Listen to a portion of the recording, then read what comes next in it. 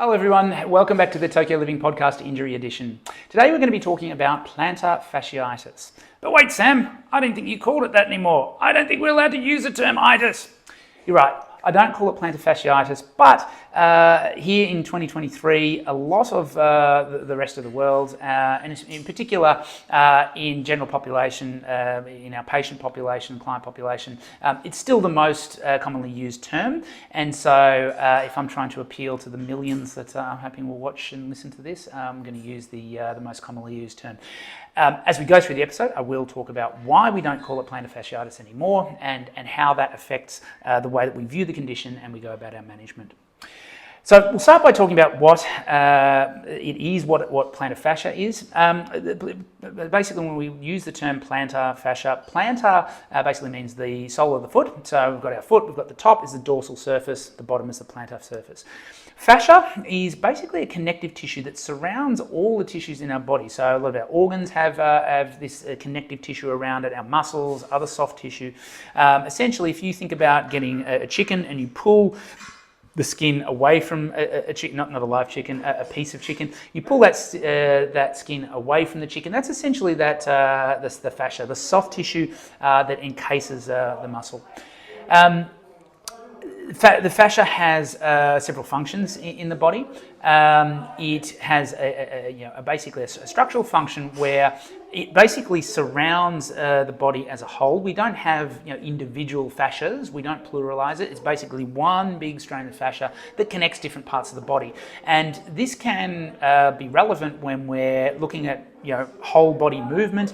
When we're moving one limb, obviously it's influencing other parts of the body through different mechanisms, including neural mechanisms, but it's also putting different tension on the fascia in different ways. It also has a proprioceptive function. So a proprioceptive system is our body's awareness of its position in space. So if we put our limb in a certain position, it puts the fascia on stretch, and the nerve endings in the fascia, because the fascia is highly innervated, it has a lot of nerve supply. It sends signals back to the brain about that position and allows the brain to deal with that information in whatever way it deems necessary. Now, the plantar fascia is a little bit different to other fascia in that it is very thick and it basically makes up its own structure rather than its main function being encasing another muscle. It's basically a structure in and of itself. And because of this, some people refer to the plantar fascia not as a fascia but as an aponeurosis. So an aponeurosis is basically a structure that holds, in particular, muscles and tendons in place. And so it's sometimes useful to think about the fascia in that way. The plantar fascia is almost like these pearly white longitudinal fibers that sort of run from the heel and then they run longitudinally along the arch of the foot, and it starts as one structure but then sort of fans out with each individual toe. Now, the plantar fascia is so much thicker than fascia in other parts of the body because of its function. It runs from the heel to the toe, and it is basically tensioned when we put our toes on stretch. And this has been described by Hicks as the windlass mechanism. So when we put the toe on stretch, it tightens the plantar fascia and provides support for the arch of our foot. Now, we talked before about how the fascia is continuous throughout our entire body. So not only is the plantar fascia influenced by the position of the toes, but it's also influenced by the position of the ankle, because bending the ankle back will tension the fascia in the back part of the lower leg, through the calf and through the Achilles tendon. So why do we get pain in this area? Obviously, we're using our feet a lot, whether it's walking, running, jumping, whatever physical activity we're doing. We are most of the time rolling over the heel, putting the ankle on stretch and then the toe on stretch. And this will tighten the plantar fascia and require the plantar fascia to stabilize the arch of the foot with every step. Now, this is something that the plantar fascia and the structures around it should have the capacity to do. But like with anything, if we exceed our capacity, if we exceed our envelope of current function, if we do more running than we're used to, then we may overload the structure. It's also the fact that we've got a lot of small muscles in the foot, and a lot of those muscles attach in and around the area of the plantar fascia. And so when those muscles are also having to contract, they're applying some traction around the same sort of area, and that will further contribute to it being overloaded. Now, we used to call the condition plantar fasciitis, as I alluded to at the top of the episode, and we thought that it was an inflammatory condition where the heel, the insertion of the plantar fascia would become inflamed, and the main modalities of treatment were anti-inflammatory modalities, so ice, non-steroidal anti-inflammatory medication, and then steroid injection. We understand now that that's not the case, and it sort of follows the research in tendon management. So if you haven't already, you might like to go back and listen to the podcast that we did on tendon injuries. If you're watching the YouTube clip, I'll point to it here, and you can click on that link there. But with tendons, it's when we exceed the current envelope of function in terms of load, and especially when we do tendon-specific load, so a lot of like bouncy type loading, running, jumping, that type of thing, in particular jumping, we overload the tendon. And essentially what happens is we produce this immune cascade where we have upregulated structures in the area, and we have a sensitized tendon. Now, we know that with prolonged tendon injury, we get some changes in the tendon, we get some breakdown, and that's where we started to call this condition tendinosis as opposed to a tendinitis. The nomenclature around the plantar fasciopathy or plantar fasciitis has sort of followed the same direction. So we then went to calling it plantar fasciosis because we do see a similar sort of thing occur in plantar fascia injuries. If we have prolonged stress on the plantar fascia, we can see some breakdown in the fibers, and we also see thickening. So if someone has plantar fascia pain, then often they have thickness in that plantar fascia. We then went on to, with tendons, we realised that plantar fasciosis was very much a structural diagnosis, and it required the use of imaging, ultrasound or MRI, to actually see the change in the tendon to make that diagnosis of plantar fasciosis. However, we also know that in tendons, we don't really need imaging to make an accurate diagnosis or really inform our management. And so we got away from calling it plantar fasciosis and went and opted for the more generic term of plantar fasciopathy. And it's also within a biopsychosocial model of pain management. It's also to consider the client, the person experiencing the pain, and their beliefs. Because if they feel like it's a plantar fasciitis, it's it's an inflammatory thing that every time they're standing on it, they're squishing this inflammation, then that's not particularly helpful. By the same token, if we think that we've got something that's broken down, that's degenerated in our foot, that's also going to potentially increase the threat value associated with the injury and therefore decrease pain. So similar to our change from tendinitis to tendinosis to tendinopathy, we've gone plantar fasciitis, plantar fasciosis, and then plantar fasciopathy. And plantar fasciopathy is generally what I will refer to this condition as. However, there has been a move to label this condition as plantar heel pain to make it even more generic. Now, my problem with this is that we can have plantar heel pain originating from a number of different sources. And whenever we have someone presenting with pain in the bottom of their foot and the heel, we need to consider a number of differential diagnoses. The first one is a contusion to the fat pad. So we have basically a sack of fat and fluid that sort of sits on the heel and buffers us against trauma. And so if we have like a land from a high height, or if we have repetitive loading, more sort of impact loading on that area, we can cause some inflammation around that or some bruising around that fat pad. I've had this myself. I've had an acute fat pad irritation where I did a spinning back kick, and instead of landing my heel on my training partner's ribs, it instead landed on the point of his elbow. It was extremely painful, and I was on crutches for a couple of days, but it subsided relatively quickly. We can also have, if we have, again, a fall from a height or enough impact, we can actually have a fracture. Now, this is generally not confused with plantar fasciitis, as the onset will be a lot more traumatic, and it will generally have a much higher intensity of pain. However, we can have a stress fracture of the heel. So the calcaneal stress fracture can often be confused with plantar fascia pain. And especially if you have pain sort of squeezing the heel, that's generally not associated with the plantar fascia. You're not going to be influencing the plantar fascia by squeezing your heel, but if you have a calcaneal stress fracture, that will be quite painful. So if you are experiencing heel pain and it's sore to squeeze around the side of the heel, you really need to get that looked at, because with any sort of stress fracture, if you continue to load it, it may progress to a full fracture, and then we're in a lot of trouble.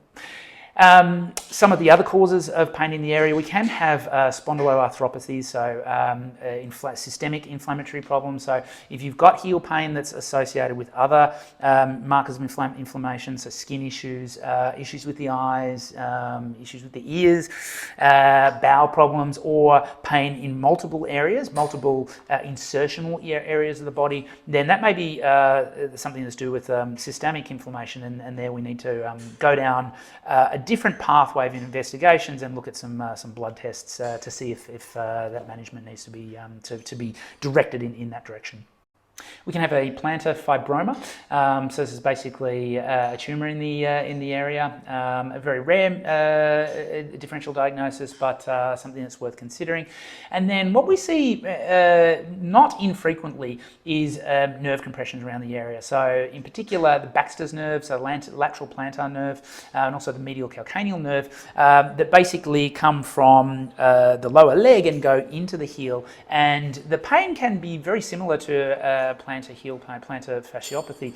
However, these sort of problems will be more aggravated by movement of the ankle. So bending the foot back, in particular where we've got our knees straight, that puts stress on the entire nervous system or the peripheral nervous system. If that's causing the pain, that's more indicative of a nerve issue, and particularly if it's accompanied by sort of like a burning quality of pain, that's quite different from what we'd usually expect with plantar fasciitis or plantar fasciopathy. In terms of diagnosis then, if we've ruled out those differential diagnoses, which we always want to be prudent in doing, then we look at the type of symptoms that the person is experiencing.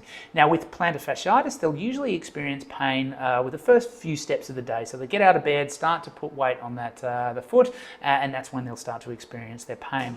And it's usually quite isolated in the area of palpation, so it'll be generally quite close to the insertion of the plantar fascia on the heel.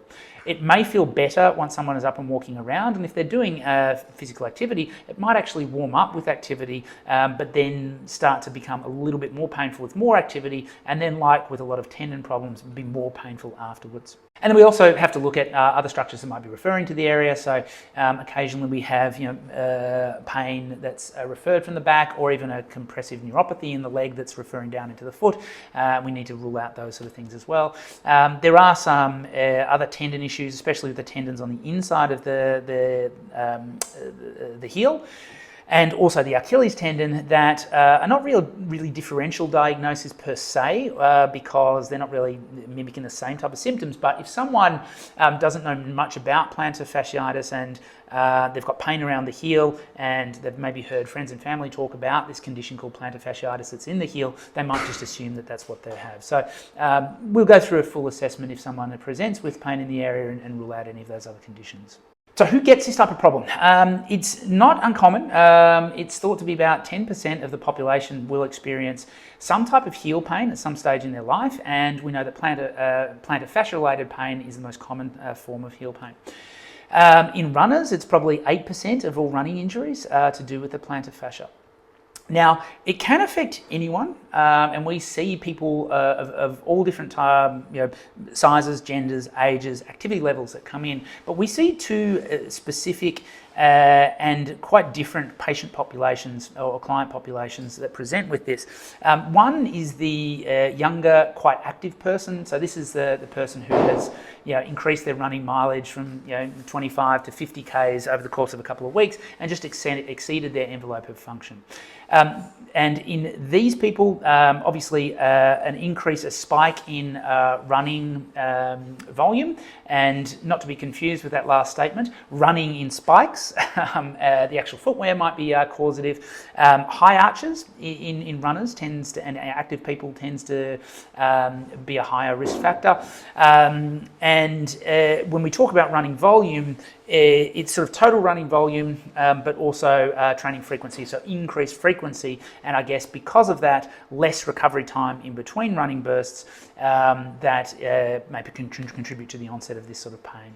And then also a cumulative training history. So if someone has been running for 20 years as opposed to 25 years, as they continue running, their injury risk does slowly start to increase with increased training age. In the asedentary population, it's a little bit different. So the BMI is a risk. So your body mass index, if you are overweight, this does increase the risk. It doesn't increase the risk in inactive people, but in inactive older populations where we do often see this, then age and BMI is a risk.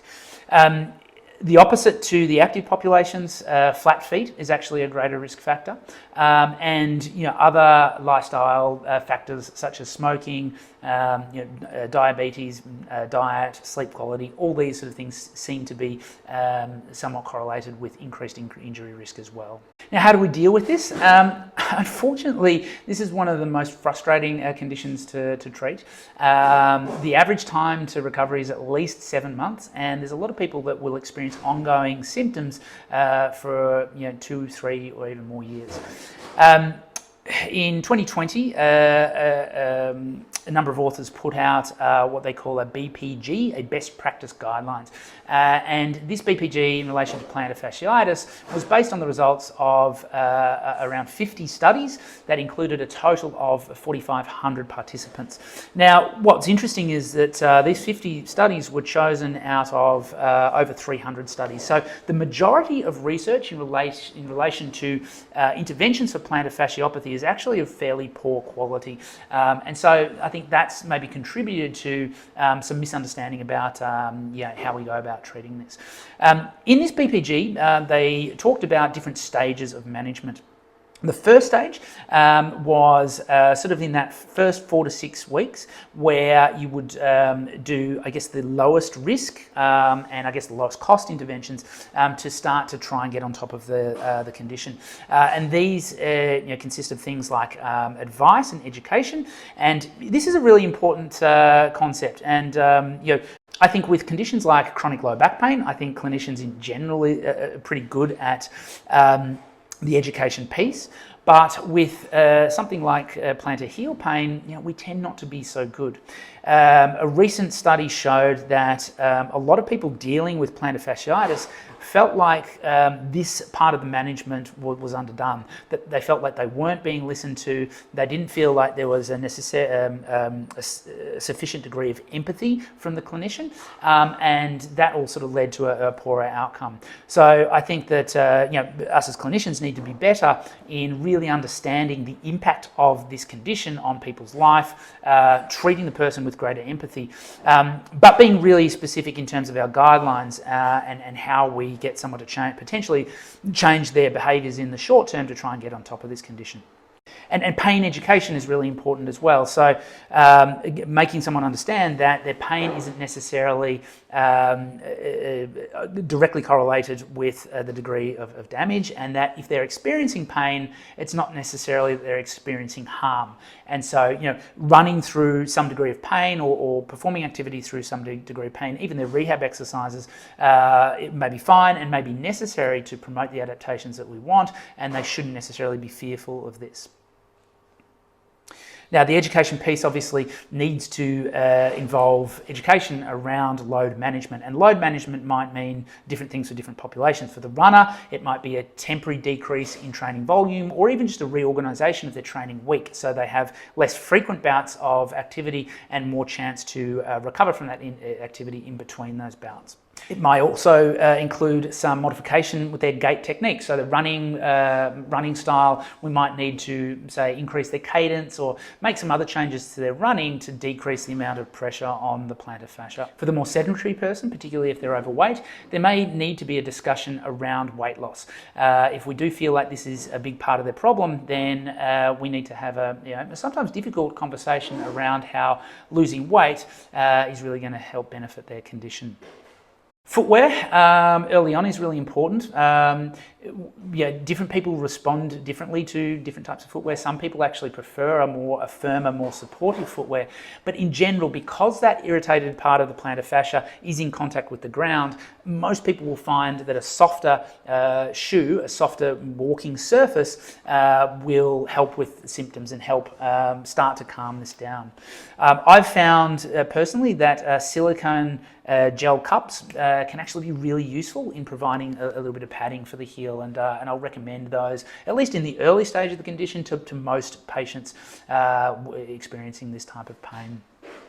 Likewise, taping can be quite effective. There's two broad types of taping techniques that we use. One is a taping technique where we're actually using the tape to lift the arch and provide some artificial support to the arch so that the plantar fascia isn't being stretched in the same way. And another taping technique we might use is a rotational glide of the heel. So we actually use the tape to rotate the calcaneus just to almost change the angle of pull of the plantar fascia ever so slightly, which in some people can make a significant change to their pain. Also in that initial stage is stretching and exercise. Now, this is an interesting one.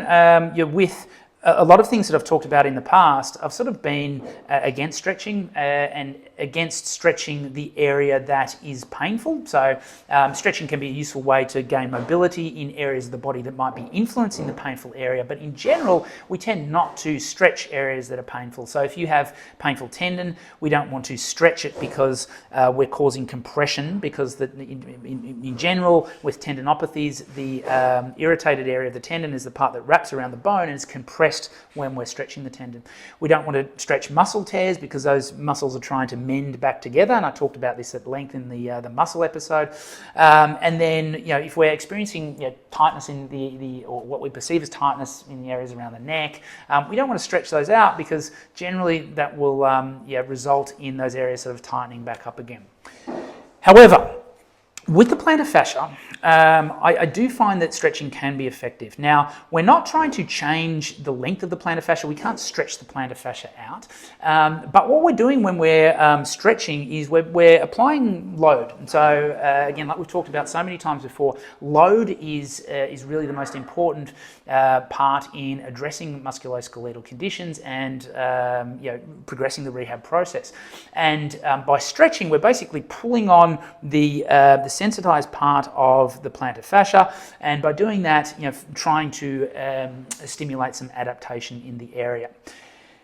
We're also, when we're stretching the plantar fascia, we're usually doing it in a position where the ankle is bent back, and so most people will find that they feel a stretch in the calf and the plantar fascia at the same time. Now, with any conditions, we're always looking at the biomechanics associated, what we call the indirect tissue-specific load. And so with the plantar fascia pain, we're looking at all the things that might be influencing stress on the plantar fascia from a biomechanics perspective and trying to change that. So that might be hip stability, it might be general lower limb strength. But one thing that has been found to correlate quite strongly with plantar fascia pain is ankle range of motion and calf tightness. So if we can restore some range of motion in the calf, then that's likely to improve the pain in the heel. So by doing the stretching intervention, we're sort of killing two birds with one stone, and probably not sure exactly what part of that is actually contributing most to the improvement in symptoms, whether it's the actual load put on the plantar fascia or whether it's the calf stretch and the range of motion improvements that we're making through the calf. But either way, I think that it's safe to stretch the plantar fascia. We're not, it's not like it's stretching a muscle that's trying to heal, and it's not that we're putting it under a compressive load. Now, one of the reasons that plantar fascia pain takes so long to get better is that not only are we putting that plantar fascia on stretch, we're also stepping over the sensitized area hundreds and maybe thousands of times a day. And so that's the compressive element with plantar fascia, which is different to a tendinopathy. So because when we're stretching it, we're not really adding compression, it's really just that elongation, that tension through the structure. That's why I see stretching for this area as being potentially more safe. My preference, however, is strength training. So I think that we can get a stronger load through the plantar fascia by doing some specific strength training. And if someone is very irritated and irritable and they have high levels of pain, we might start just with some static contractions of the toe and just getting those muscles in the foot to work and using that as a way of strengthening the muscles around it, improving the biomechanics, but also because again those muscles attach in a similar area around the plantar fascia, we are getting some sort of early load into the plantar fascia. We then can progress those exercises to doing calf raises, and when we're doing the calf raises, we do them in a way that was proposed by Danish researcher Michael Rathleff, who found that this particular strengthening intervention was very effective. We're doing it with the toe bent up, so that as we're coming up into the calf raise, again, we're putting more specific load through that plantar fascia. So as we progress to the calf raises, we're not only progressing the amount of load on the structure, the direct tissue specific load, but we're also increasing the strength in our calves, endurance in our calves, and therefore our capacity to handle load in that area. The next phase, which is that sort of 6 to 12 week period, according to this paper, is where you might use orthotics, and they actually recommend custom orthotics in this paper. However, other researchers suggested that over-the-counter orthotics are probably just as effective as custom orthotics. And we might consider the use of other modalities such as shockwave, which has been shown to be effective in plantar fascia related pain. So those, orthotics, when we're looking at, it's probably not a risky intervention, but it is a more expensive one. And then shockwave does have some risks of increase in symptoms and some other risks as well. I will generally, that for me, even though according to the research it seems to be the 6 to 12 week mark that these sort of interventions are starting to be used, I would generally stick with the basic sort of strength training, stretching for at least 3 months to see if we can make a change in that time. But this will all depend on the client's expectations and their activity requirements. If they're an elite athlete, they need to get ready for a certain event, then we may sort of escalate the management a lot quicker. Speaking of escalation, after that 12-week period, then we're looking at things like injection. Now, compared to other structures, so compared to injecting steroid into a weight-bearing joint or into a tendon, for example, I do think that the plantar fascia injections of steroid carry far less risk. Earlier research has indicated or suggested that steroid injection in the plantar fascia may increase the risk of rupture. However, more recent research has sort of refuted that and shown that there's not really any risk. So I still do believe that there is probably an increased risk of plantar fascia rupture associated with steroid injection. However, I think for some cases it's probably warranted, and the risk, as I said, compared to other structures is quite low. So if someone isn't responding to the management strategies, early management strategies that we've discussed, then a steroid injection in the area might be warranted. Research has suggested that combining those modalities, so combining injection with strength training, seems to produce the best result, both in terms of the short term and the long term. And just finishing off with some other, I guess, common interventions that people use, particularly if you go onto YouTube and write in plantar fascia pain, you're probably going to get some information regarding some self-massage and some icing in the area. Now, I'm not necessarily against either of those modalities per se. I think that they can be useful from a pain relieving perspective, but I think just understanding the mechanisms are important. If you're rubbing a ball or a roller in the area, you're not decreasing tightness in the plantar fascia. So the plantar fascia can't be loosened, and we don't want it to be loosened. It needs to be a solid structure for it to carry out its duty. But we're basically just decreasing pain. We're decreasing the sensation of pain, maybe decreasing some muscle tone in the area, but it's really a pain releasing strategy. What I would recommend is that people avoid rolling directly over the sensitized area. So you don't want to be rolling right in the heel where you're getting your pain, but I think it's fine to do some rolling in the arch of the foot. But really, that isn't the main strategy, and if you're doing that, you need to be doing it alongside other strategies such as strengthening or even stretching. You could argue that rolling may also provide like a stretch in the area, which then pulls on the insertion and maybe promotes some adaptation, but it's not going to have the amount of stress, the same degree of stress as a stretching or particularly as a strengthening program, and therefore is going to be less effective. The other one is icing. Now, we did an episode on icing, I believe last month or a couple of months ago, and if we're icing it, again, understanding the mechanisms, we're not icing to decrease inflammation, we're basically icing to numb the area and decrease pain. And I think because the plantar fasciopathy isn't associated with inflammation as we once thought, I think it's safe to ice, and I think that it's not going to have necessarily any detrimental effect. And if it helps with pain and helps you be able to load it, or maybe settles it down after an exercise session, and you're seeing gradual improvements in function over time, then I think it's fine to be used as an adjunct treatment, but like the self-massage, shouldn't be used as a standalone treatment modality. And then I think the last thing I should touch on is the presence or absence of bone spurs. Often people will go to the doctor with heel pain, and especially in Japan, where they love the old x-ray machine, they'll take an x-ray of the foot and show that there's got a bone spur there, and the bone spur is right where you've got your pain. So 1 + 2 = 3. That's why you've got your pain.